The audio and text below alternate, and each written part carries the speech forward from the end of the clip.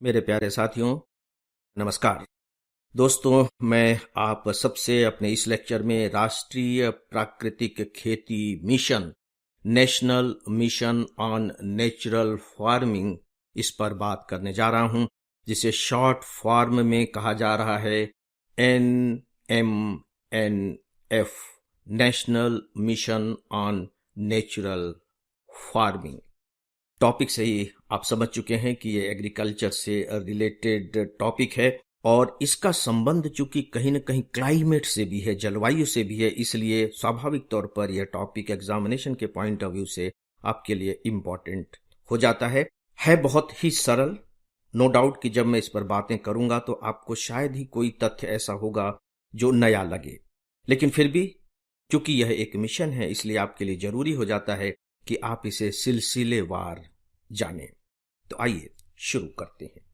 सच पूछे तो इसके टाइटल में ही काफी चीजें स्पष्ट हो जाती हैं।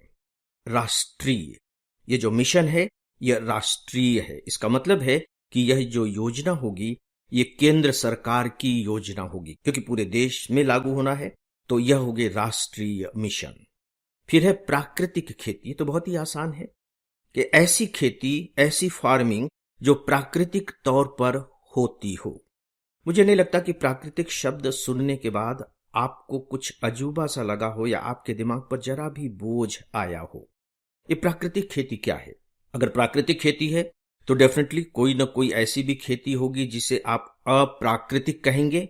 खासकर भारत में एग्रीकल्चर को लेकर के कई अलग अलग तरह के टॉपिक्स आपको पढ़ने को मिलेंगे और एग्जामिनेशन की दृष्टि से वे सभी इंपॉर्टेंट होते हैं, और इन्हीं में से टॉपिक है एक ग्रीन रिवॉल्यूशन, हरित क्रांति।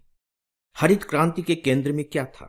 हमारे यहां अनाज की कमी हो गई थी, तो हमें अपने लोगों का पेट भरने के लिए अनाज का उत्पादन बढ़ाना था। तो उस उत्पादन को कैसे बढ़ाया जा सकता था?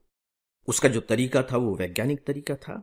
तो उन्नत किस्म के बीज तैयार किए गए, और सबसे बड़ी बात यह है कि रासायनिक खादों का प्रयोग किया जाने लगा और फसल को कीड़ों से बचाने के लिए, पतंगों से बचाने के लिए पेस्टिसाइड यानी कि कीटनाशक दवाइयां इस्तेमाल में आने लगी।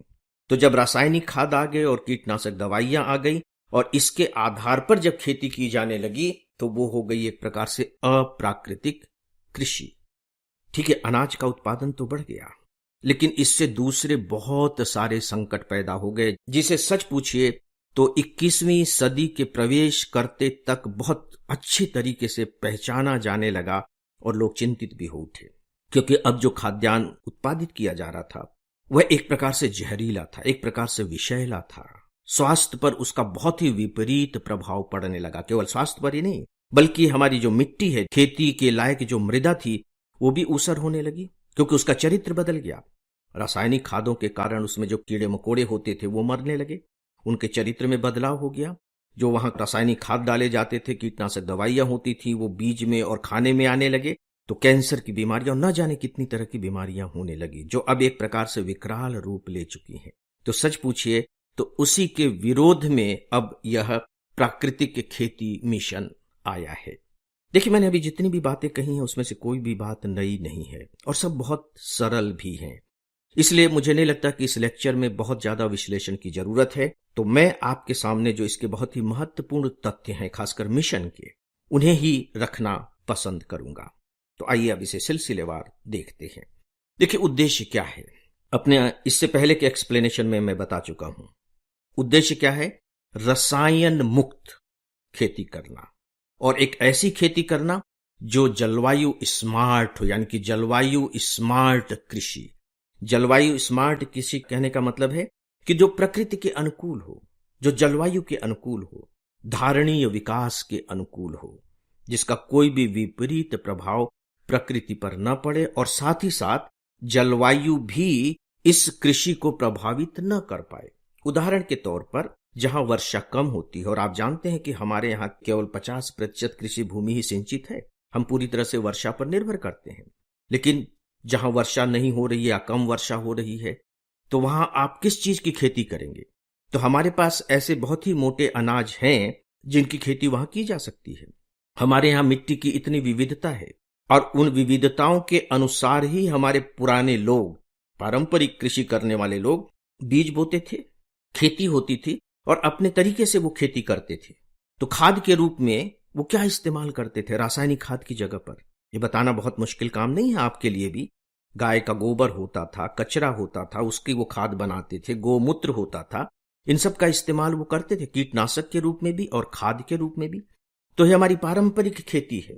वो फसलों को बदल बदल करके बोया करते थे, इससे मृदा की गुणवत्ता बनी रहती थी। वो एक ही जमीन पर एक ही साथ दो फसलें भी लगा देते थे और वो ऐसी फसलें होती थी कि दोनों का उत्पादन अच्छा होता था और मृदा की गुणवत्ता और ज्यादा उससे बढ़ जाती थी। तो ये हमारी पारंपरिक प्रणाली थी।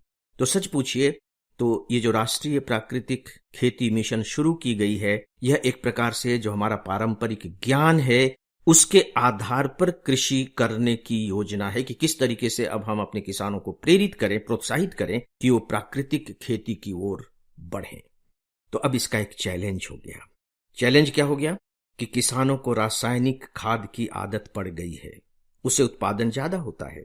अब ये बात अलग है कि उत्पादन तो ज्यादा होता है लेकिन उनकी आय कोई बहुत ज्यादा नहीं होती, क्योंकि उन्हें रासायनिक खाद पर पैसा खर्च करना पड़ता है, कीटनाशक दवाइयों पर पैसा खर्च करना पड़ता है, इसमें बोए जाने वाले जो बीज हैं वे भी बहुत महंगे पड़ते हैं। तो किसानों की जो लागत होती है, जो इनपुट होता है, वो काफी महंगा हो जाता है। और उत्पादन जो होता है, तो जब वे अपनी लागत को घटाते हैं तो उन्हें कोई बहुत ज्यादा लाभ नहीं मिल पाता। इसीलिए आप देखिए कि पिछले कुछ सालों से आप लगातार अखबारों में पढ़ रहे होंगे किस तरह से आत्महत्या करने वाले किसानों की संख्या, मतलब सच पूछे तो बहुत ही दुखद स्थिति तक पहुंच गई है। तो दोस्तों, अभी मैंने जितनी बातें बताई हैं, सच पूछिए तो ये जो रसायन मुक्त एवं जलवायु स्मार्ट कृषि को बढ़ावा देने के लिए राष्ट्रीय प्राकृतिक खेती मिशन शुरू किया गया है, यह इसी के विरोध में है, या कह लीजिए कि हमने अब जो गलतियां की हैं उन्हें सुधारने का प्रयास है। राइट? तो दोस्तों, मैं आपको बता चुका हूं कि भारत सरकार की योजना है, लेकिन राज्य सरकारों का भी इसमें अंशदान होगा, यानी कि जो भी इस पर खर्च आएगा उसमें राज्य भी थोड़ा बहुत अपनी तरफ से लगाएंगे। और जैसा कि कृषि विषय है तो इसकी जो जिम्मेदारी सौंपी गई है वो कृषि एवं कृषक कल्याण मंत्रालय को सौंपी गई है, जो बहुत ही स्वाभाविक है। अब देखिए, जो सबसे बड़ा चैलेंज है वो ये होगा कि किसानों को इसके लिए प्रेरित किया कैसे जाए। तो आपको सारा एक सिस्टम तैयार करना पड़ेगा ताकि किसान इसके लिए प्रोत्साहित हो सके। तो वो सिस्टम क्या है? मैं वो सिस्टम आपके सामने रख रहा हूं। बहुत ही व्यावहारिक सिस्टम है, इसे बस थोड़ा थोड़ा आप समझते जाइए, ये पूरा का पूरा टॉपिक आपके कमांड में आ जाएगा। सबसे पहले बात तो यह है कि इसके लिए 15,000 समूह बनाए जाएंगे, क्लस्टर बनाए जाएंगे, किसानों के क्लस्टर बनाए जाएंगे। 15,000 समूह होंगे और इन 15,000 समूहों के अंतर्गत देश की 7.5 लाख हेक्टेयर जमीन कवर की जाएगी। मतलब शुरुआत की जाएगी 7.5 लाख हेक्टेयर जमीन पर, और जो क्लस्टर बनाए जाएंगे तो एक क्लस्टर में 50 हेक्टेयर जमीन होगी और लगभग इसमें 50 किसान शामिल किए जाएंगे। उससे अधिक भी हो सकते हैं और जमीन भी थोड़ी सी आगे पीछे हो सकती है, लेकिन एक सामान्य तौर पर प्रत्येक क्लस्टर में 50 हेक्टेयर जमीन होगी और 50 या उससे अधिक किसान होंगे। अब इस जमीन पर उनको इनपुट भी उत्पादित करना है। वो गौ पालन करेंगे तो गोबर है, गाय का मूत्र है, और भी जो दूसरी चीजें खरपतवार हैं उनसे भी वो बाकायदे खाद बना सकते हैं। तो इसे कह लीजिए इनपुट।